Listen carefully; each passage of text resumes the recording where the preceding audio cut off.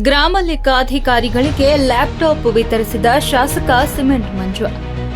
ಕಂದಾಯ ಇಲಾಖೆಯನ್ನ ಸಂಪೂರ್ಣವಾಗಿ ಡಿಜಿಟಲೀಕರಣ ಮಾಡುವ ಉದ್ದೇಶದಿಂದ ಲ್ಯಾಪ್ಟಾಪ್ ನೀಡಲಾಗುತ್ತಿದೆ ಎಂದು ಶಾಸಕ ಸಿಮೆಂಟ್ ಮಂಜು ಹೇಳಿದರು.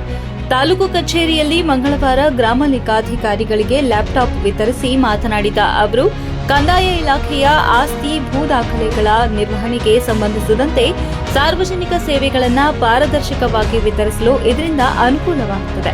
ಜನತೆಗೆ ಎಲ್ಲಾ ಕಡತಗಳ ವಿಲೇವಾರಿ ಆನ್ಲೈನ್ ಮೂಲಕ ಆಗಬೇಕು.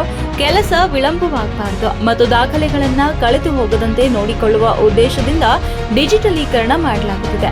ರೈತರಿಗೆ ಉತ್ತಮ ಸೇವೆ ನೀಡುವುದು ಇದರ ಮುಖ್ಯ ಉದ್ದೇಶ ಎಂದು ಹೇಳಿದರು. ಡಿಜಿಟಲೀಕರಣದಿಂದ ದಾಖಲೆಗಳ ಅವಶ್ಯಕತೆ ಇದ್ದಾಗ ಸುಲಭವಾಗಿ ಪಡೆಯಬಹುದು.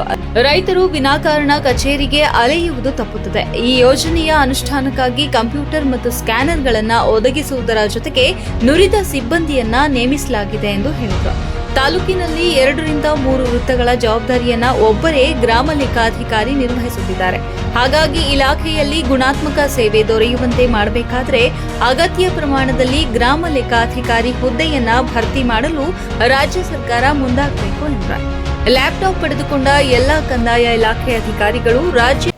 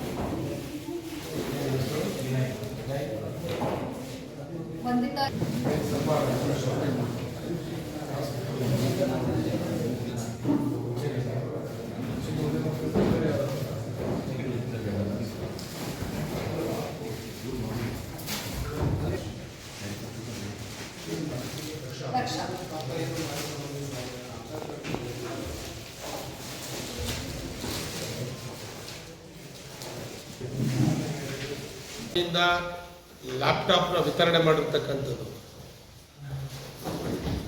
VAಗಳಿಗೆ ಇದೊಂದು ಒಳ್ಳೆ ಬೆಳವಣಿಗೆ ಅಂತೇಳಿ ಈ ಸಂದರ್ಭದಲ್ಲಿ ಹೇಳಲಿಕ್ಕೆ ಇಷ್ಟಪಡ್ತೀನಿ. ಯಾಕೆಂತೇಳಿದರೆ ಕೆಲಸವನ್ನು ರೈತರುಗಳಿಗೆ ತುರ್ತಾಗಿ ಮಾಡಿಕೊಡ್ಬೇಕು ಅಂತೇಳಿದರೆ ನಾವೆಲ್ಲರೂ ಕೂಡ ಅಡ್ವಾನ್ಸ್ಗೆ ನಾವೆಲ್ಲರೂ ಕೂಡ ಒಳಪಡಬೇಕಾಗತ್ತೆ.